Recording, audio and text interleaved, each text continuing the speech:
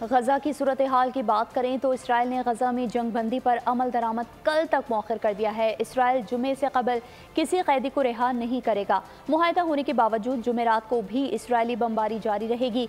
Saudi वजीर खारजा शहजादा फैसल बिन फरहान ने कहा है कि गजा और मुल्हिका इलाकों में इंसानी हमदर्दी के तहत फौरी जंगबंदी की जाए। इसराइल ने गजा में जंगबंदी पर अमल दरामद कल तक मौखर कर दिया, जिसके बाद जंग में वक्फा और यगमाली की रिहाई कल से शुरू होगी। इसराइली मीडिया के मुताबिक हमास की जानिब से अब तक इन कैदियों की फहरिस्त मुहैया नहीं की गई जिन्हें रिहा किया जाना है।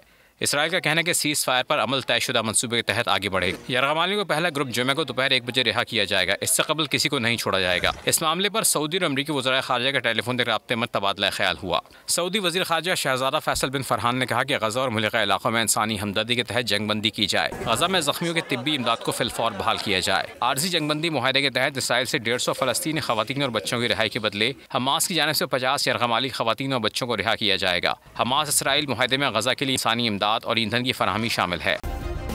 सब्सक्राइब करें और बेल दबाएं ताकि कोई खबर रह न जाए।